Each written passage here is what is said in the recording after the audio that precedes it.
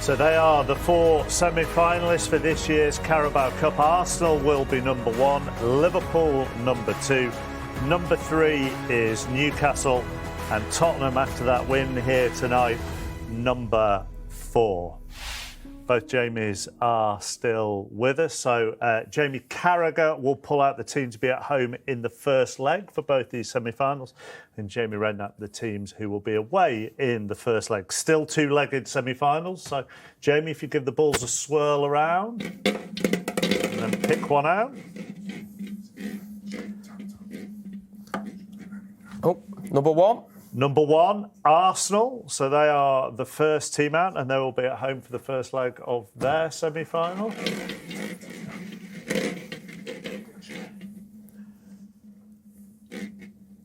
Number three. And they come out with Newcastle. So Arsenal against Newcastle is the first semi-final. And then to be at home in the first leg of the second semi-final. Number four. So Tottenham are at home for the first leg. And therefore, number two. Arne Slot's Liverpool will be away. So that is the semi-final draw for this year's Carabao Cup.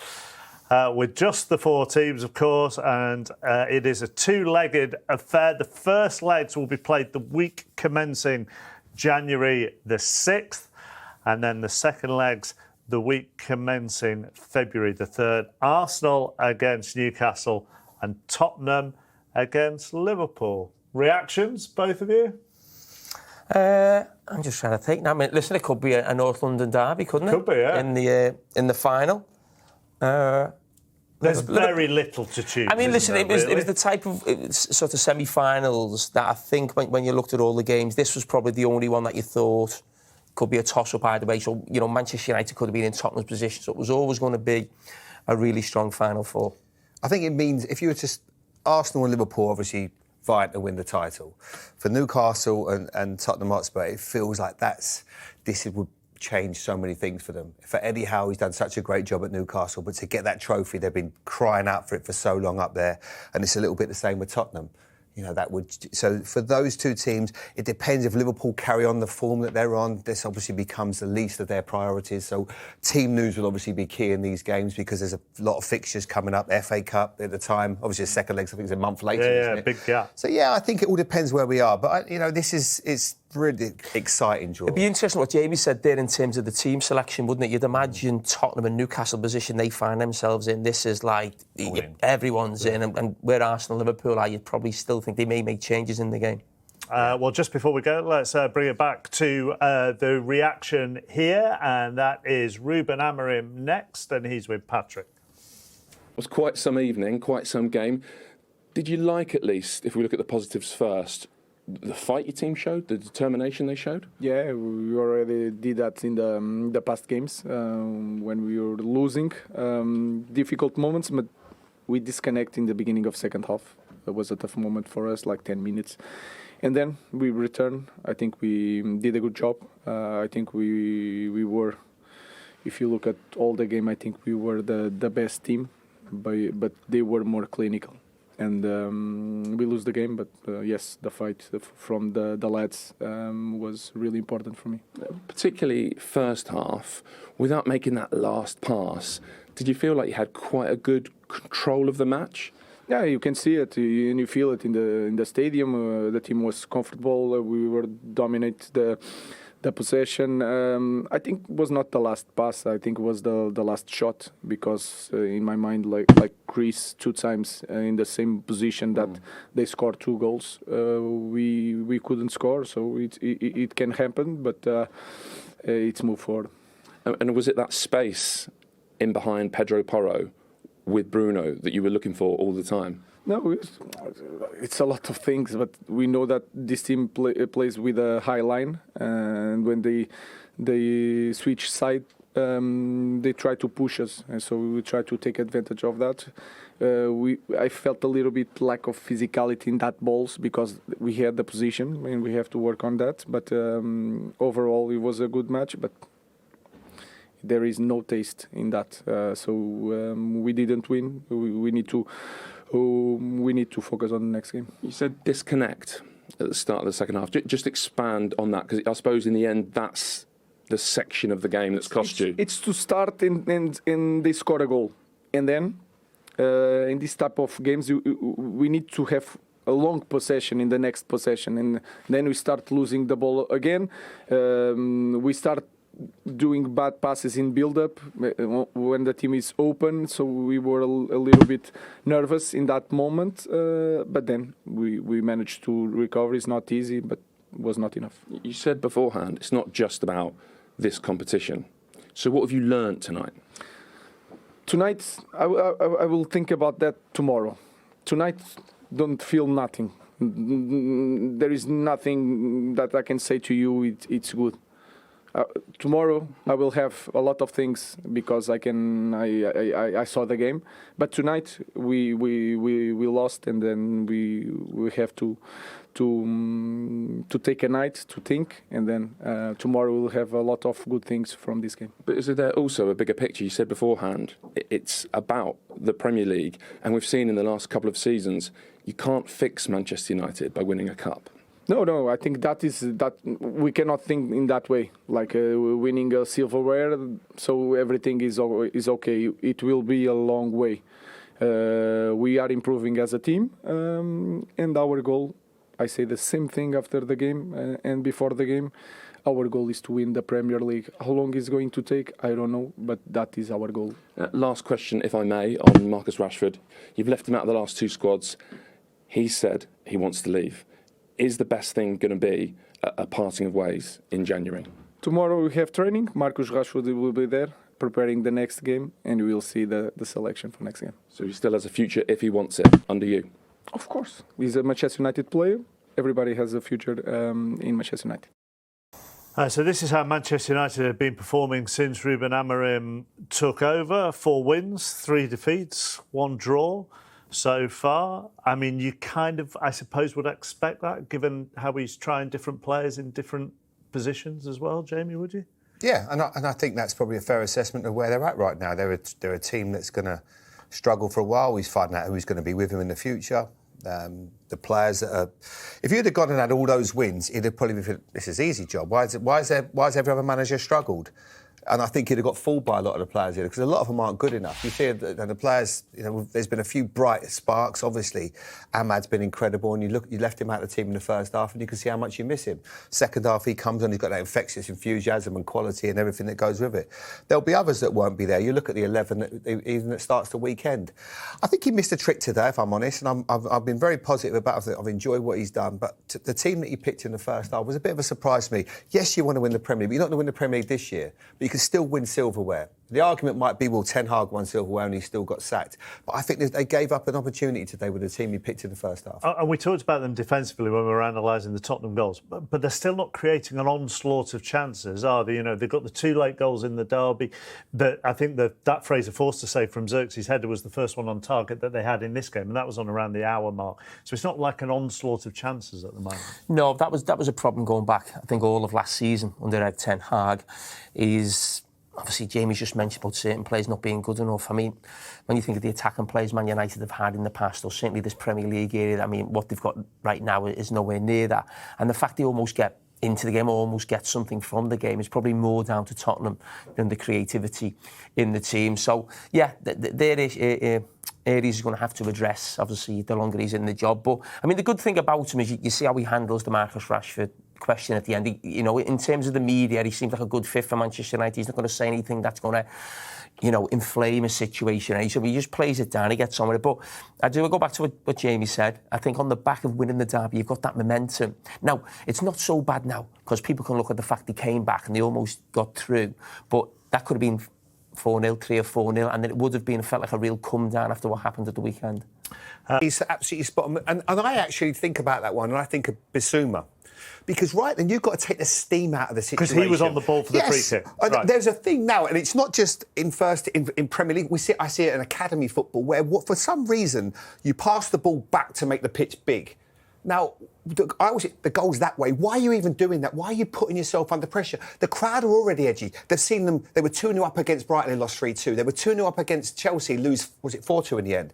Why are you even doing that? So I would say to Yves Bissouma, that's almost a bit of ill discipline. And tonight I thought he was very good. And he can at times play on the edge. But just by doing that, you are just say, let's all calm down and just put the ball up the other end of the pitch. But what you're talking about, Jamie, in terms of academies, I think you're right. But what we've created now is robots on the pitch, where I'm actually looking down and thinking, OK, I put myself in, what would I do if I was playing? Now, I wasn't a great player in terms of technically or physically, but I understood the game. And some of the things that went on that pitch, I wouldn't have allowed to happen if I was in a Tottenham shirt. Now, what you've got is you've got a manager on the side of the pitch. It's his style of management. There's different ways of doing it. He doesn't give any instruction on.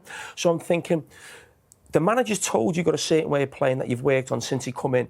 But someone has to get hold of that game and say, we're doing something different. Not be looking for instruction and not keep doing the same thing that the manager's told you to do. You have to say, no, we are changing for the next 5 or 10 minutes. Just before we get on to the next bit of analysis, just let me ask you about that, because there was a couple of times in that second half, and the balls after they've gone either 3-1 or 3-2, and Fraser Forster has the ball, and half the team have come as if he's going to play it short, but they're sort of pointing for him to go long. But if he'd gone long, Solanke was isolated on his own. So is that what you're talking about? Because you get into your position, but then don't really understand the position. No leadership on the pitch. So someone has to make a decision then, right? We either okay, we might be playing from the back, but you can't be one or the other. So then you end up knocking it long, and your team is like that. When basically for the next 10 or 15 minutes, your team needs to be like that, as compact as it possibly can be. The confidence has gone a little bit, so maybe the football won't be there. But you know what? We're going to be tough to play against for these next 10 or 15 minutes. We'll get through it. We'll build a little bit of confidence. We'll get the crowd back on side, and then we might start playing a little bit of football. And by the way, what I'm saying, it is not rocket science. This is something I was getting taught when I was 5 or 6 years of age. It's a game of football.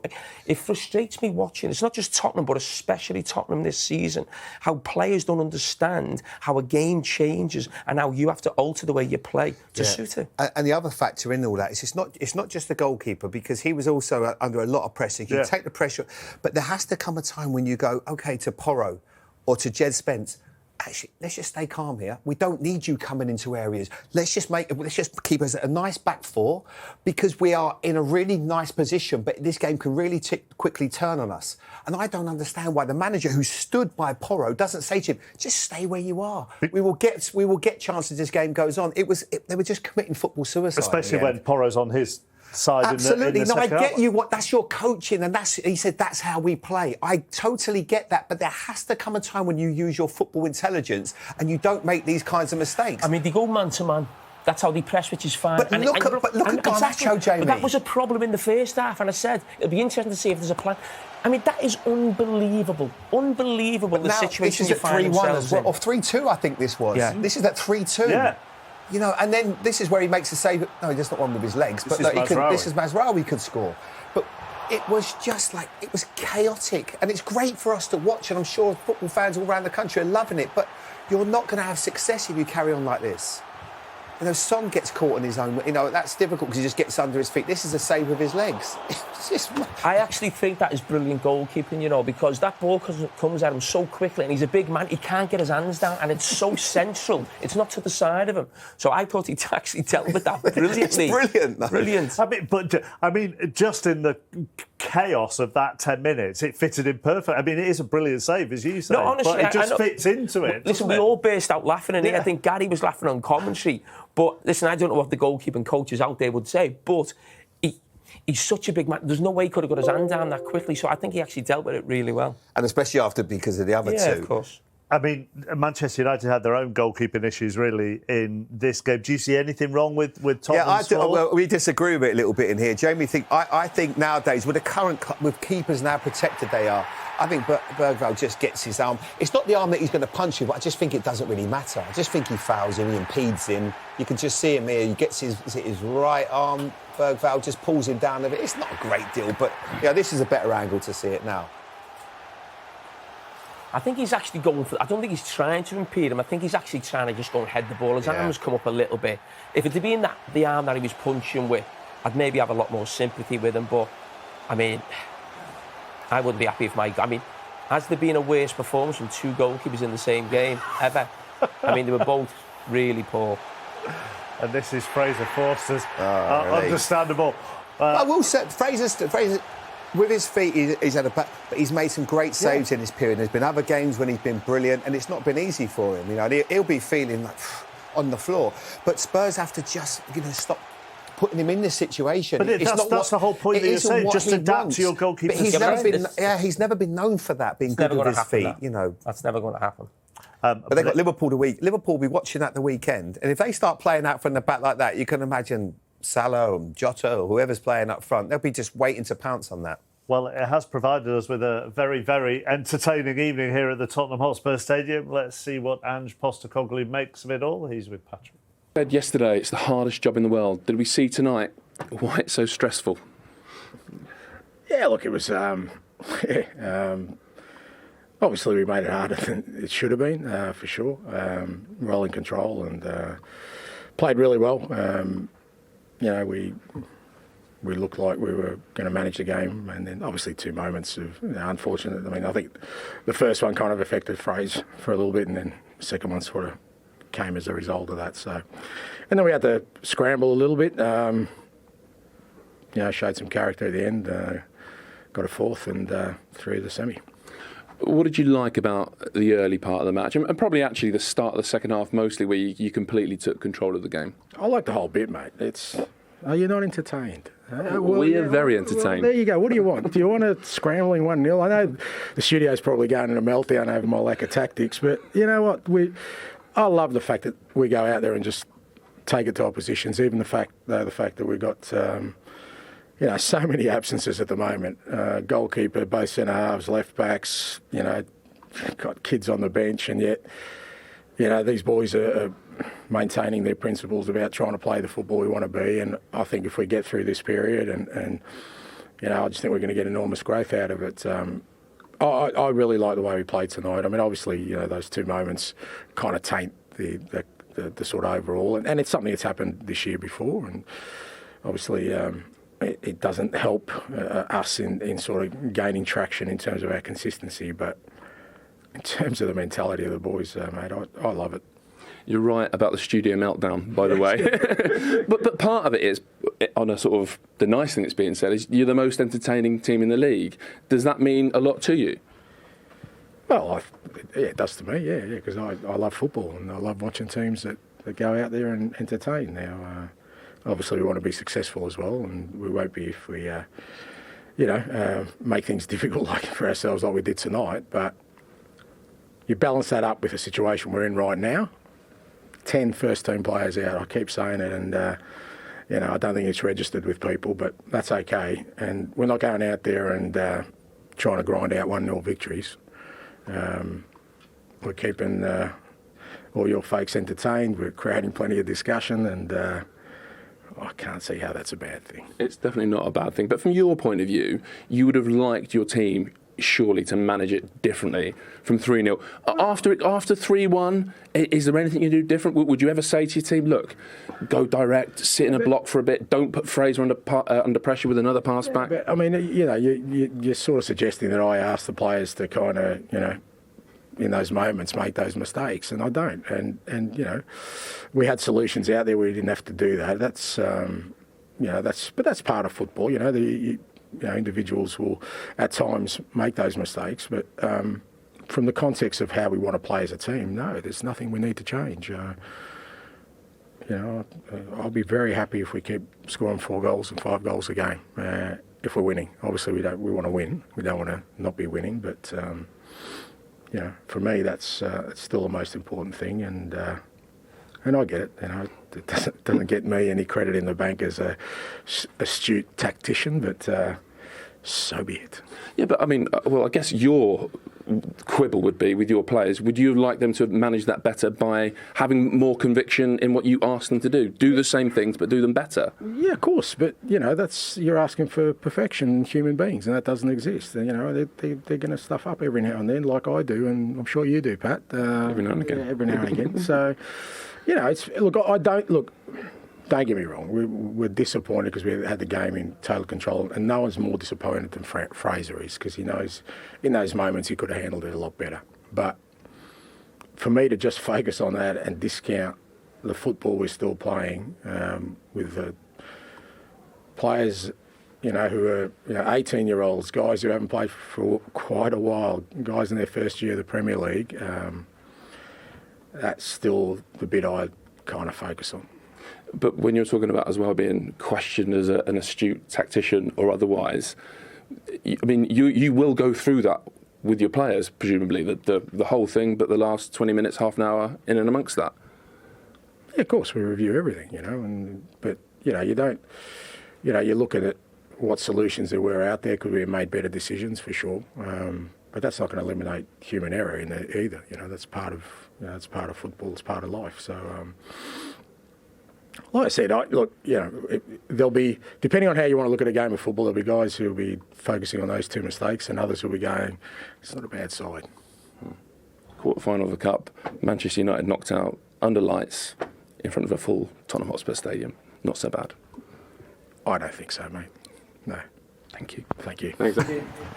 Well, I suppose if you two are focusing on the mistakes, I have to go, it's not a bad side, really. I thought... When he's like that, there's a twinkle in his eye, and he's happy, and he's funny, and he's absolute gold when he's like that. You know what? That was a brilliant interview. Wasn't it? And we should all be desperate for Tottenham to win more games, because they are, I said at the start of the show, the most entertaining team in the country. He comes across brilliantly from day one in terms of his interviews. His interview there just sums up how his team are and what we're probably critical of. And what I think he got asked about being a tactician. He just said, so be it, mate, or, whatever. But that interview was brilliant. We were laughing all the way through it, enjoying it. Yeah, we enjoyed that. But we did. It was a brilliant game. But he's never going to change. And we want to see more of that, if you like, in terms of being entertained by Tottenham.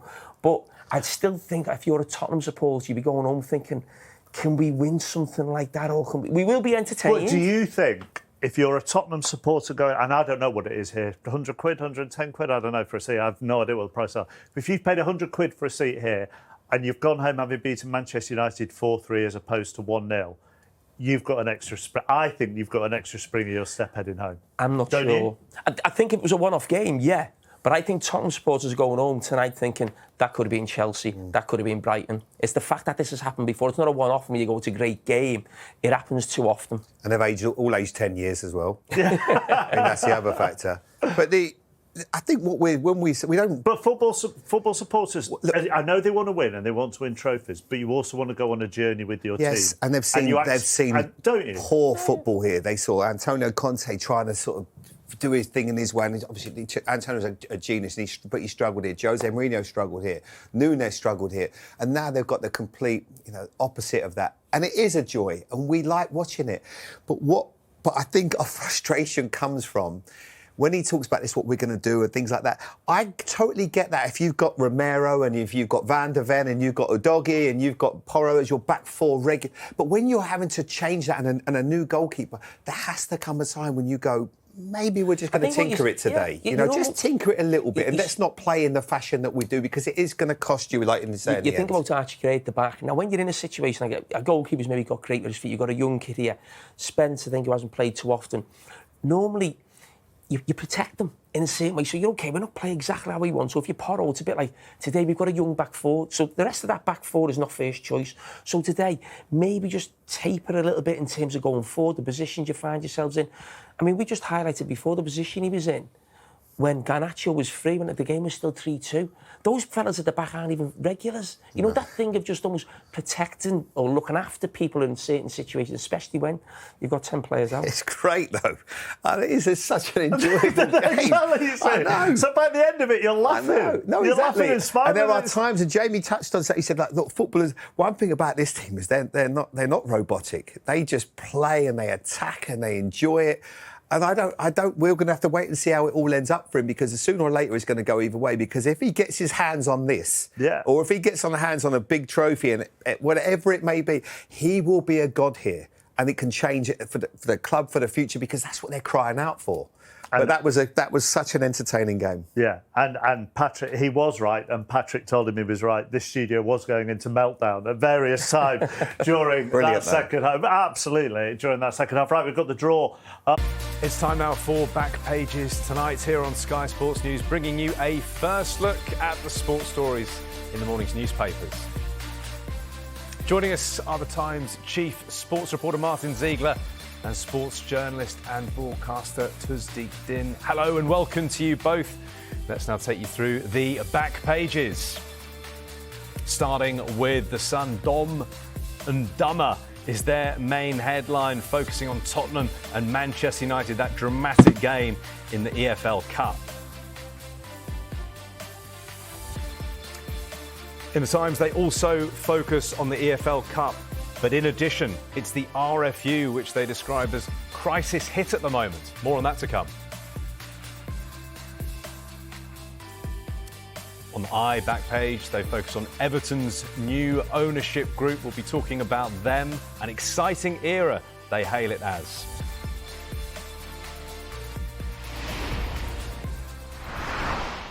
Well, let's start with a dramatic game at the Tottenham Hotspur Stadium, that 4-3 win for Spurs over Manchester United in the Carabao Cup. Martin, let's just start with you in that back page headline in The Sun. Dom and Dumb, a bit of a nod to that famous film starring Jim Carrey all those years ago, I think. I mean, how do you sum it up? Such a dramatic game, and the goalkeeper's taking centre stage as well. Yeah, I think the headline reflects the fact that there was some really poor goalkeeping performances, both sides actually. Fraser Forster had a couple of nightmarish moments, didn't he, which led to goals when Spurs were 3-0 up. And then right at the end, you've got just when Manchester United thought they could get back in it, you had Altay Bayindir flapping at a Son corner, which went directly into the goal. Yes, one for the keepers to forget. Fright night, jeepers, creepers, keepers. But it was certainly great for the neutral. Tusdeep, will it be mixed emotions for Ange Postecoglou? On the one hand, delighted his team are through to the last four of the EFL Cup, but equally concerned how they let that 3-0 lead slip. Yeah, I mean, Spurs regulars will know they love their entertaining football and they love Ange Postecoglou when he delivers, but they also know that his side have that capability to do exactly what we saw unfold unbelievably on our screens when Kulusevski and Dominic Solanke give them a easy 3-0, you think, lead and, just see it out. But, it's not the Spurs way to see things out. And, they got nervous because, out of nowhere, it was the keepers. Yes, absolutely. We got keepers playing out the back and the sweeper keeper. Well, these guys just need to know how to save. And sadly, it did cost Tottenham to the point that when they got back to 3-2, Diallo chasing back initially with the second goal and then before that, another Fraser Forster error. And you have to think, look, you're Tottenham. Yes, we know you want to play, but sit back, keep the men behind the ball. But Ange Postecoglou, he's already told us many times on many occasions that's not his way. And then he proved to be as nervy. I mean, he's talked about an election every weekend or every match day as opposed to a prime minister who's elected every 4 years. Well, he certainly gets the Tottenham vote now because they are into the semi-finals of the Carabao Cup. Man United came close, but Ruben Amorim will know that his side certainly have the spirit, they have the ability to actually claw things back. But the trick for them is, just to try to keep the ball away from the keeper. So about Altay Bayindir, he didn't endear himself to his teammates at that point and argued the call that made to the end. But the reality is Tottenham walk away 4-3 the victors and into the semi-finals of the Carabao Cup. Martin, let's go to your paper, The Times. Spurs through after comedy of defensive errors is how they reflect on the game. Do you think there is plenty to ponder for both managers after how that match panned out? Yeah, I mean, I wonder if Amorim might think, did he get his team selection right? Should Onana perhaps have been in goal because he's just taken over. It's a great chance to get into the last four. but maybe that's regrets for other people. And as for Ange, I mean, it's almost classic, isn't it? That the sort of sums up his season in one match. Spurs playing brilliantly going forward, but this sort of they're very, very fragile defensively, and when it starts going wrong and looks like it just completely collapses. So, it sums up his season, and I think for Amorim, it maybe he'll look back on this as a bit of a missed opportunity. Let's go to the back of the mirror, still staying with Manchester United, and I guess a conundrum that Ruben Amorim and Marcus Rashford now have after what's been an eventful few days. Rash, cash, cut is the back page of the mirror. Perhaps looking at how Marcus Rashford and indeed Manchester United might be impacted by what's going on there at the moment. How do you see this playing out over the coming weeks? It is sad. It is sad for Manchester United and for Marcus Rashford himself. You would say totally avoidable. The reality is that there is a situation there. We know Marcus Rashford is a top player. There is a top player in there, but we're not seeing it currently. We saw him actually emerge, if you like, from the first Ruben Amorim game at Ipswich Town with the new formation, three at the back, and Amad Diallo and Fernandes combined for Rashford to get the first goal away for the Ruben Amorim era in less than 2 minutes of that game. And you thought, look, this young, talented 27-year-old has found his feet under this new manager. He's bought into it. But I think the die was cast beforehand because Amorim, remember, he's mentioned in a press briefing that, look, with Marcus Rashford in America, it was all sanctioned, it was all official, not by him, by a previous regime. So he was absolutely, he's entitled to be there because the club cleared it. But it would not be something he would have wanted to have seen. And perhaps in Amorim's mind, he wanted him to be there when he turned up for the initial training. But, if he was at an NBA game watching, basketball, that kind of mentality, I think, in the eyes of Amorim, just showed something in him that he thought, look, we need to get to the bottom of this. Maybe when they had face-to-face talks, maybe they had disagreement there. But whatever advice was given to Marcus Rashford, you just say, look, it needs to be something that kept all this in-house, under wraps. Because, now it's out in the public and he may have burnt his bridges, but we heard in the midweek press conference that Ruben Amorim said, look, he's a talent. Manchester United need talents. And, he's certainly something that we need to look at the situation regarding him. He wants him to stay at the club. But, then we saw he didn't travel down as the team gathered for the journey down from Stockport yesterday. Maybe you thought, look, he's coming on later scheduled or unscheduled form of transport. But, he wasn't there. He wasn't in the squad. Alexander Garnacho, by token difference, was the other man who was not involved at the weekend. Now, he was in the squad and he came on today. But, you just have to say it's something that Marcus Rashford would want to look at. Financially, he's secure for the rest of his life. We know his situation with regards to the work he's done with the Trust of Trust and with all the good work he does, school meals for kids in the summer, having been a product of that environment himself. And that may be key to the door that nobody has come forward from his environment to say something like Marcus Rashford and his lived experience is people from the outside coming in, maybe somebody from his community, from his background in the football circles. If you notice after the Ipswich game, Lee Grant was one of the first people he spoke to, former coach at Manchester United, now coaching at Ipswich, and the two of them had a chat as they walked off. Maybe he needed somebody like that around him to say, look, this can be resolved. You're a Manchester United person. You're a Manchester United lad. You've been there as a 7-year-old. You need to buckle under. You need to do the hard work. But we know he doesn't track back. He doesn't defend. In Ruben Amorim's team, you have to do that. Yeah. Martin, as far as this situation is concerned, we saw post-match after the Tottenham game, Ruben Amorim facing more tricky questions about Marcus Rashford's future. Those tricky questions will continue as this situation plays out. How do you assess the current position Manchester United and Marcus Rashford are in? Yeah, he's asked about it again after the match tonight, wasn't he, Amorim, and said, he's a Manchester United player, he'll be at training, blah, blah, blah. But I mean, to me, I think that there's no way back really. When you have Amorim talking about things like the way he dresses, and then Rashford coming out and saying very publicly that he's ready for a new challenge, it's very difficult to go back from that position. So I think it's the end of a long love affair for Marcus Rashford and Manchester United. Quite where he goes, to get somebody to try and match his salary is not going to be easy. And do Man United, what sort of transfer fee do they want? It's that's a conundrum as well. So I think it's over. Stranger things have happened, and they managed to find some sort of way of getting back together, but I can't see it. Let's take you to the Mail, staying with Manchester United. Martin, it says Sir Jim gives United 80 million after taking bigger stake. Now, Martin, this was all part of the contractual dealings, wasn't it, when Sir Jim Ratcliffe got involved with Manchester United? But how significant a step forward is this?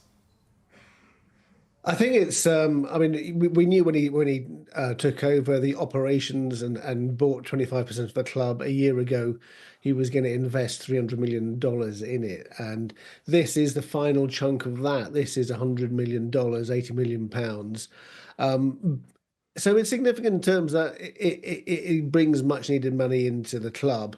But on the other hand, fans may be a bit disappointed. None of this is going to go on players. This is all about funding the improvements that need to be made to the infrastructure. So it's money that the club really needs, but in terms of strengthening on the pitch, which I'm sure Amorim would be very keen to do, I don't think any of this money can go to that. Martin, thanks very much indeed. Arsenal, Newcastle and Tottenham Liverpool is the semi-final draw. More on that to come here on Sky Sports News. We're going to take a quick break. When we return, we'll look at more of the back pages, including this in The Guardian. An exciting era, focusing on Everton. More on the way. Bueno, al final el Rayo ya sabemos que viene de una dinámica negativa, pero ha ido poco a poco a mejor. Creo que han hecho un partidazo y a lo mejor un empate hubiese sido más justo porque ellos sí que es verdad que han chutado más y a lo mejor han tenido alguna más. Pero bueno, yo creo que también por su dinámica de que les ha costado empezar a ganar y tal, no sacan los puntos, pero creo que si siguen trabajando así pueden estar ellos muy tranquilos de que les va a salir las cosas.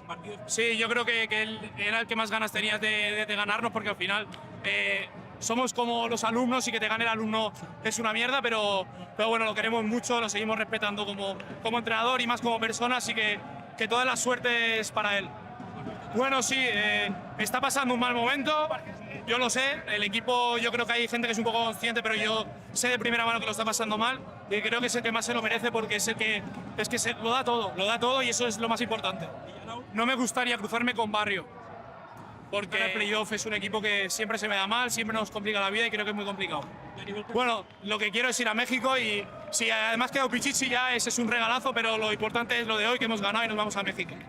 Joder, creo que hemos puesto 50 velas para que nos tocara una carta buena. La verdad que nos merecíamos también tener una carta buena, nos merecíamos una alegría. Creo que apostaba poca gente de que entráramos ahora mismo en los playoffs y estamos súper contentas, la verdad. Yo creo que cualquier equipo te puede ganar, son todos muy fuertes, hemos entrado nosotros en el último momento, creo que ahora mismo somos la Cenicienta y nos da igual, al final tenemos que competir cualquier partido y nos da igual si bueno. Bueno, yo creo que los dos últimos partidos nos han podido un poco la presión, los nervios de tener que ganar para poder entrar, pero bueno, ahora que hemos entrado es a un partido, vamos a tener los mismos nervios que el rival, tener la cabeza un poco calmada, hemos entrado en el último momento, así que venimos ya también un poco con esos nervios y controlarlos.